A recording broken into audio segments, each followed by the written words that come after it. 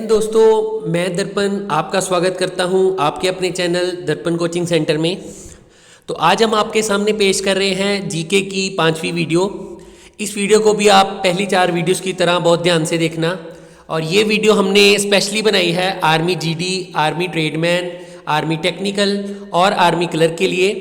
लेकिन आप अगर भारत के 10वीं या 12वीं बेस किसी भी पेपर की तैयारी कर रहे हैं तो ये वीडियो आपके लिए बहुत फ़ायदेमंद साबित होगा, क्योंकि इसका सिलेबस बिल्कुल मैच करता है जो आर्मी जीडी की, जो आर्मी टेक्निकल की वीडियोस होती है उसके सिलेबस के साथ। तो आप किसी भी पेपर की तैयारी कर रहे हैं, ये वीडियो आपके लिए बहुत यूज़फुल होगी।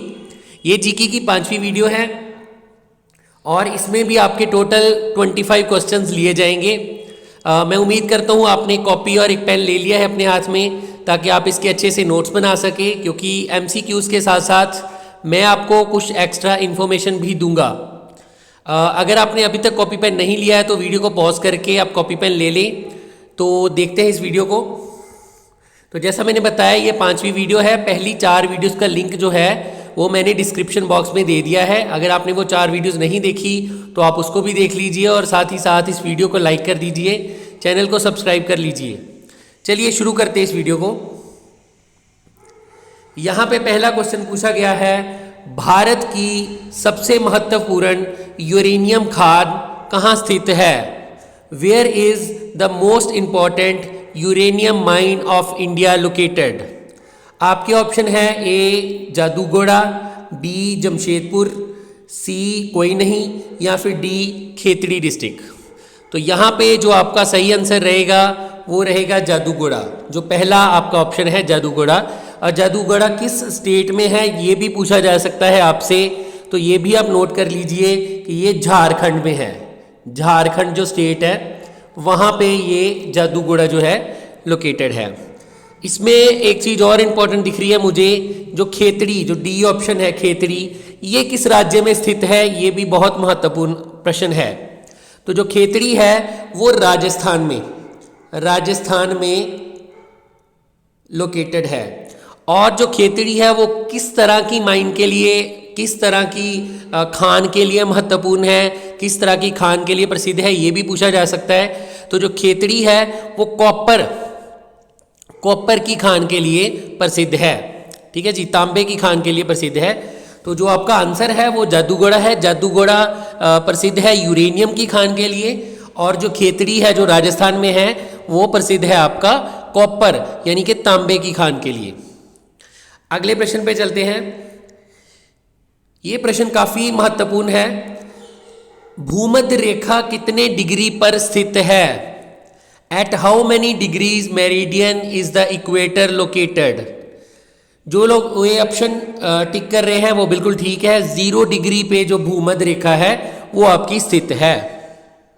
चलिए आगे चलते हैं, तीसरा प्रश्न लेते हैं। खांसी और गारो जनजाति कहाँ रहती है? आर्मी वाले जितने भी जनजाति के क्वेश्चन हैं उनको जरा अच्छे से देख लें और अच्छे से याद कर लें। वैसे तो सबके लिए महत्वपूर्ण है ये, पर आर्मी वालों के लिए सबसे ज़्यादा महत्वपूर्ण है, क्योंकि जीडी के पेपर में अक्सर ये क्वेश्चन आ जाता है। प्रश्न है, खांसी और गारो जनजाति कहाँ रहती है? वेयर डू द खांसी and Garo tribe live? Option है मिजोरम, मेघालय, हरियाणा या गुजरात। तो आपका जो ठीक आंसर रहेगा वो रहेगा इसमें मेघालय। चौथे प्रश्न पे चलते हैं। यहाँ पे प्रश्न है, सर्वेंट ऑफ इंडिया सोसाइटी की नींव किसने रखी? Who laid the foundation of servant of India society? क्या आप इस प्रश्न का आंसर जानते हैं? अगर किसी भी प्रश्न का आंसर आप जानते हैं तो कमेंट सेक्शन में कमेंट करके बताइए, ताकि हमें पता चल सके कि आपको क्या क्या आता है। चलिए इसके ऑप्शन देख लेते हैं। यहाँ पे ऑप्शन है बाल गंगाधर तिलक, गोपाल कृष्ण गोखले, चित्तरंजन दास या लाला हरदयाल। तो जो सर्वेंट ऑफ इंडिया सोसाइटी है इसकी नींव रखी थी गोपाल कृष्ण गोखले। बी ऑप्शन जो है आपका सही आंसर है। अब पेपर में यह भी पूछा जा सकता है कि इसकी नींव कब रखी गई या फिर इसकी नींव कहाँ रखी गई। तो कब रखी गई का आंसर है 1905। 1905 में इसकी नींव गोपाल कृष्ण गोखले द्वारा रखी गई थी। और कहाँ रखी गई का आंसर है आपका, इसकी नींव जो रखी गई थी वो रखी गई थी पुणे। पुणे जो कि महाराष्ट्र में पड़ता है, वहाँ पे इसकी नींव जो है 1905 में, ठीक है, रखी गई थी और गोपाल कृष्ण गोखले ने रखी थी। चलिए अगले प्रश्न पे चलते हैं। दिलवाड़ा मंदिर किस धर्म से संबंधित है? Dilwara temple is related to which religion? Option है हिंदू और जैन दोनों, जैन धर्म, हिंदू धर्म या बौद्ध धर्म। दिलवाड़ा टेम्पल किस रिलीजन से है? अब ये भी पूछ सकते हैं कि दिलवाड़ा टेम्पल कहाँ पे है। पहले हम बात करेंगे कि दिलवाड़ा टेम्पल किस रिलीजन से संबंधित है, तो इसका सही आंसर बी रहेगा आपका, जैनिज्म। जैन धर्म से संबंधित है दिलवाड़ा टेम्पल।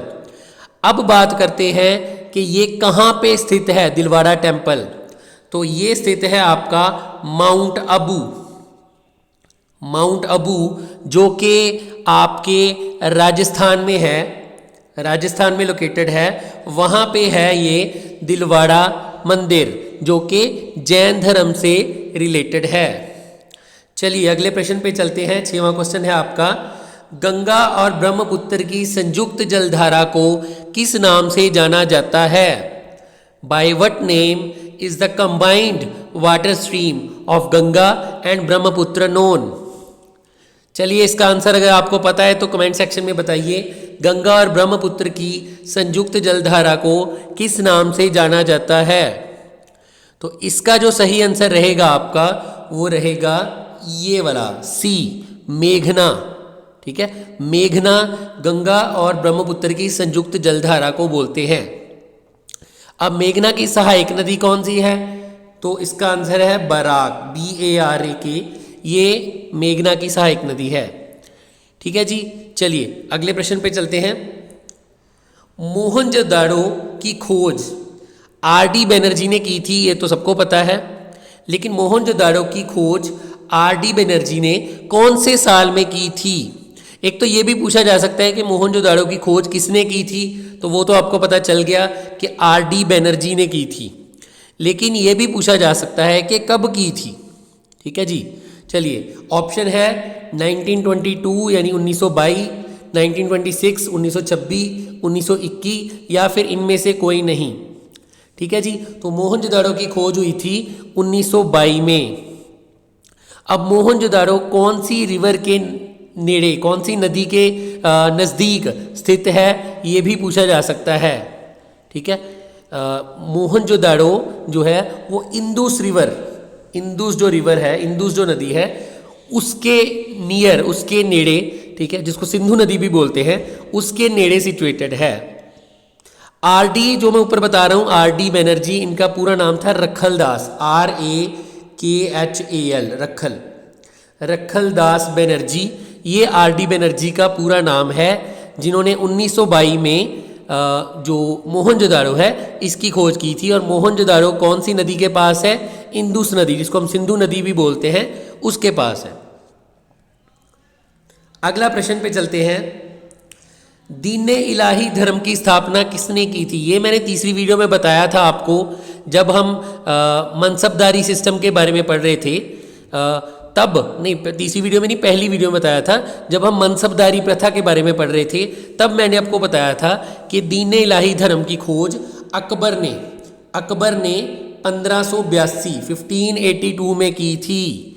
अकबर को सेहरा जाता है दीन इलाही। दीन इलाही एक ऐसा धर्म था जो सारे धर्मों को मिलाकर बनाया गया था। कोई किसी भी धर्म का बंदा इस दीन इलाही को फॉलो कर सकता है। तो 1582 में अकबर ने इसकी खोज की थी। इसके अलावा इस ऑप्शंस में मुझे नज़र आ रहा है शाहजहां। शाहजहां किसके लिए फेमस था? शाहजहां ताजमहल बनाने के लिए फेमस था।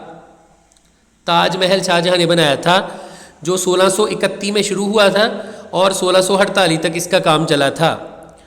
अब ताजमहल उसने किसकी याद में बनाया था? ये तो सबको पता है कि मुमताज महल, जो उसकी वाइफ है, जो उसकी बीवी है, उसकी याद में बनाया था। कई बार पेपर में ये भी पूछ लिया जाता है कि शाहजहां की कितनी बीवियां थी? तो शाहजहां की कुल मिला के 5 बीवियां थी। उसमें से एक थी मुमताज महल, जिसकी याद में ताजमहल बनाया गया था। आगे चलते हैं 9वें क्वेश्चन पे। क्वेश्चन है प्रदीप कुमार बनर्जी किस खेल से संबंधित है? Pradeep Kumar Banerjee is related to which sport? Option है टेबल टेनिस, फुटबॉल, बेसबॉल या फिर हॉकी। तो मैं आपको बता दूं कि प्रदीप कुमार बनर्जी जो है वो फुटबॉल से संबंधित है। फुटबॉल के बारे में एक और प्रश्न पूछा जा सकता है। आधुनिक समय में यानी कि आज के टाइम पे फुटबॉल जो भारतीय फुटबॉल टीम है उसका कैप्टन, उसका कप्तान कौन है? तो उसका आंसर आपका रहेगा सुनील छेत्री। सुनील छेत्री ये इस वक्त भारत की फुटबॉल टीम के कप्तान है, कैप्टन है, और ये इसका सही आंसर है। तो प्रदीप कुमार बनर्जी जो है वो फुटबॉल से संबंधित है। आगे चलते हैं 10वें प्रश्न पे। ये भी मैंने एक वीडियो में आपको पहले से बताया हुआ है। What is the expanded form of LOC? यानी LOC का विस्तारित रूप क्या है, इसकी फुल फॉर्म क्या है?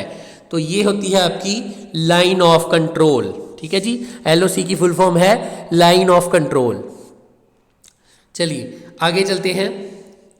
इन which continent is the Atacama desert located? यानी कि अटाकामा मरुस्थल किस महाद्वीप में स्थित है?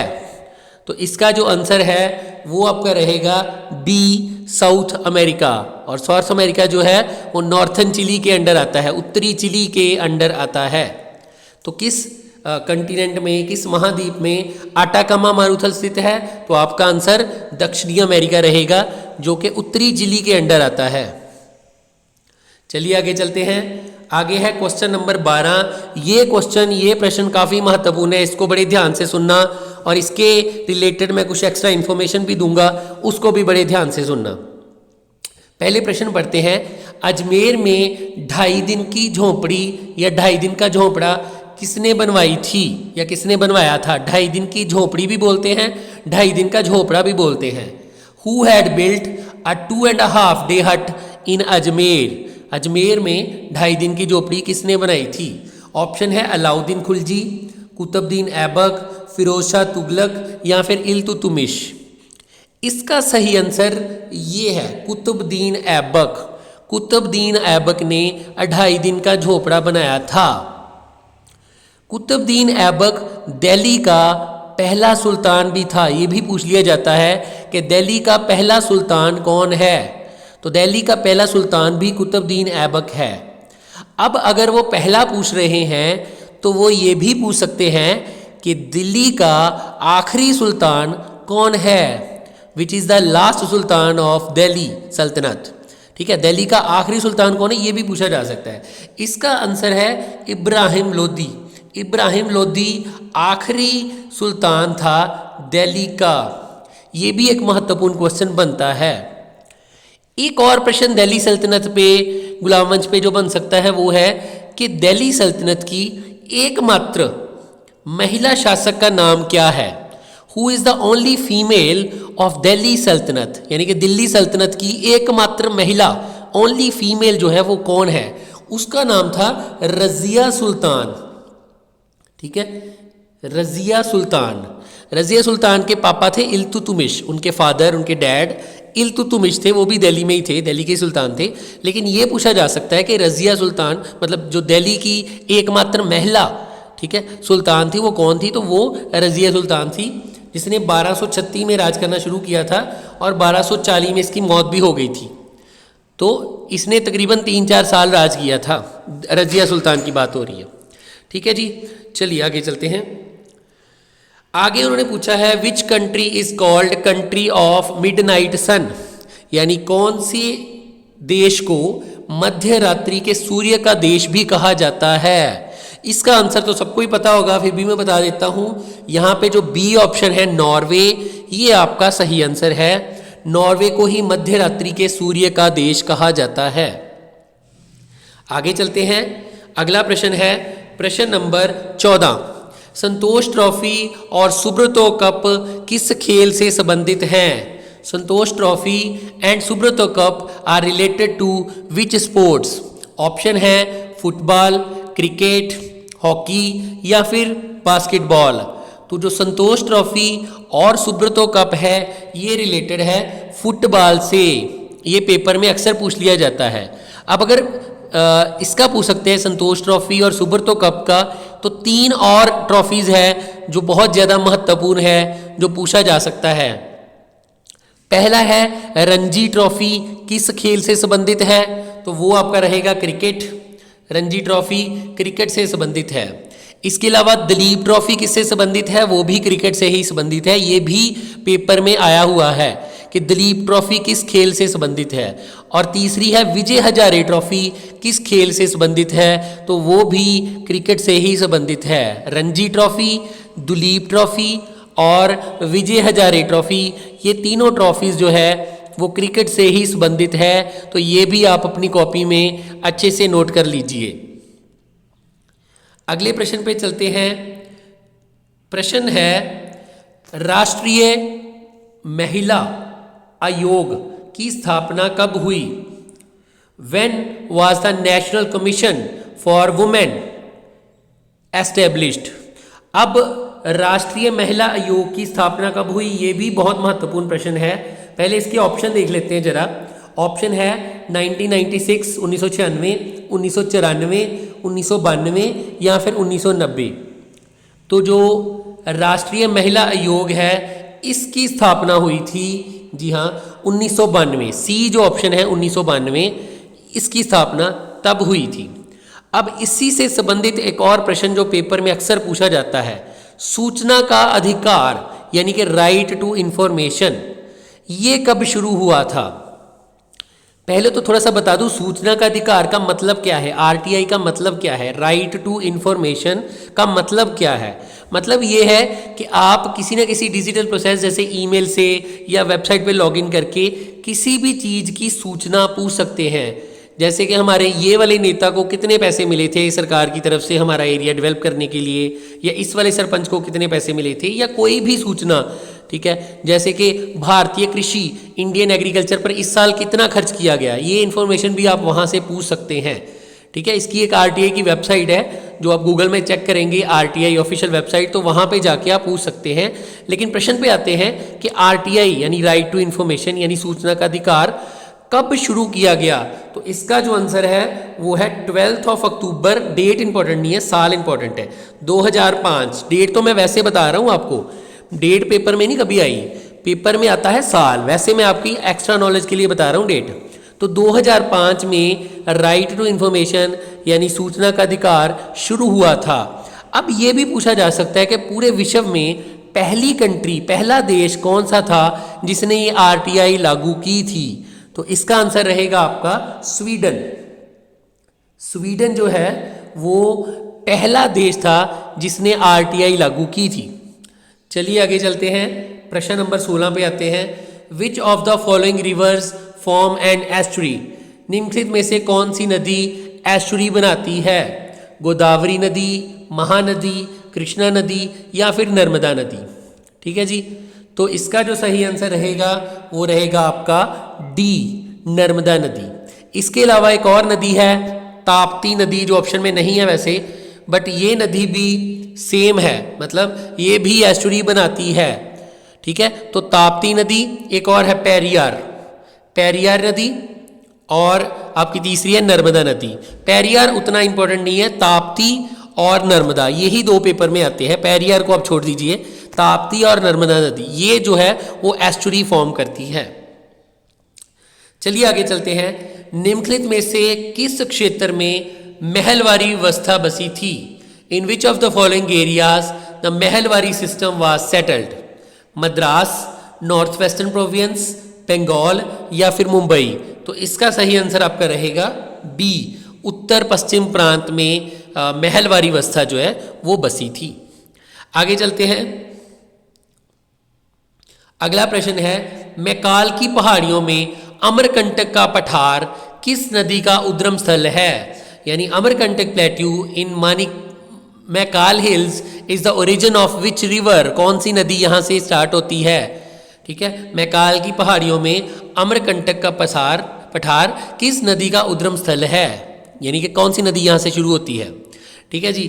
तो इसका आंसर भी जो है वो यही है जो मैंने पिछली वीडियो में बताया था, नर्मदा रिवर, नर्मदा नदी जो है वो होती है। मैकाल हिल कहाँ पे है, मैकाल की पहाड़ियाँ कहाँ पे है, ये भी एक प्रश्न बनता है। तो मैकाल की पहाड़ियाँ जो है वो है आपके छत्तीसगढ़ में, छत्तीसगढ़। ठीक है, ये भी प्रश्न आपसे पूछा जा सकता है कि मैकाल की पहाड़ियों कहाँ पे स्थित है, मैकाल की जो पहाड़ियाँ वो कहाँ पे स्थित है, तो वो छत्तीसगढ़ में स्थित है। अगला प्रश्न है, दिल्ली का प्रथम मुस्लिम शासक कौन था, फीमेल, फीमेल की बात हो रही है यहाँ पे। Who was the first Muslim ruler of Delhi. यहाँ पे चार जो ऑप्शन है वो चारों के चारों फीमेल ऑप्शन है। इसका मतलब वो ये पूछने की कोशिश कर रहे हैं कि दिल्ली का पहला महिला या फीमेल मुस्लिम शासक कौन था। तो जो पहला फीमेल शासक था, इनफैक्ट जो दिल्ली की सिर्फ एक ही फीमेल शासक रही है और वो रही है रज़िया सुल्तान। ये मैंने ऊपर भी बताया। तो सी ऑप्शन जो है आपका सही आंसर है, सुल्तान रज़िया। यहाँ पे लिखा है, एक ही बात है, रज़िया सुल्तान को सुल्तान रज़िया भी बोलते हैं, जिनके फादर का नाम इल्तुतमिश था, जो मैंने अभी आपको बताया, इल्तुतमिश इनके फादर का नाम है। तो ये दिल्ली की वन एंड ओनली फीमेल यानी कि महिला, ठीक है, मुस्लिम महिला शासक रही है। ये हम पहले ही डिस्कस कर चुके हैं। चलिए आगे चलते हैं। अगला प्रश्न है, राज्यसभा के सदस्य का कार्यकाल कितने वर्ष का होता है। ये तो आपको डेफिनेटली पता होना चाहिए। How many years is the term of member of Rajya Sabha. Rajya Sabha के सदस्य का कार्यकाल कितने वर्ष का होता है, 6 वर्ष का होता है। राज्यसभा का जो मेंबर है उसका कार्यकाल 6 साल का होता है। अब ये भी पूछ सकते हैं कि राज्यसभा का मेंबर बनने के लिए आपकी कम से कम उम्र कितनी होनी चाहिए। तो 30 साल आपकी कम से कम उम्र होनी चाहिए राज्यसभा का मेंबर बनने के लिए। अगर वो राज्यसभा का कार्यकाल पूछ सकते हैं तो वो लोकसभा का कार्यकाल भी पूछ सकते हैं।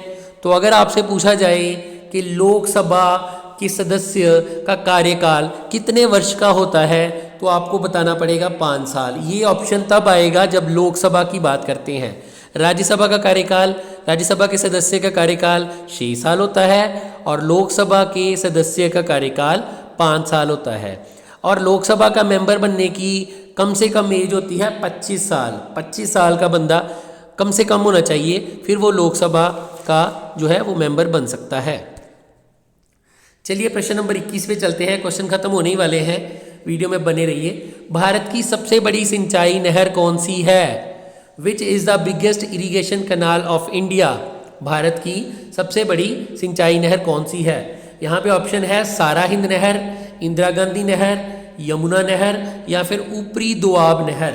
इसका सही आंसर आपका बी रहेगा, इंदिरा गांधी नहर। इंदिरा गांधी नहर का पहला नाम, फॉर्मर नेम क्या था, राजस्थान नहर। ये पहले राजस्थान नहर के नाम से भी जानी जाती थी, राजस्थान कैनाल के नाम से भी जानी जाती थी, लेकिन अब इसको इंदिरा गांधी नहर के नाम से जाना जाता है। अब इसकी लंबाई भी वो पूछ सकते हैं, इंदिरा गांधी नहर की लंबाई कितनी है, तो वो है आपकी 650 किलोमीटर। ठीक है, ये आपकी इंदिरा गांधी नहर की लंबाई रहेगी। चलिए आगे चलते हैं। अगला प्रश्न उन्होंने पूछा है, लाल बहादुर शास्त्री राष्ट्रीय शासन अकेडमी कहाँ स्थित है। Where is the Lal Bahadur Shastri national academy of governance situated.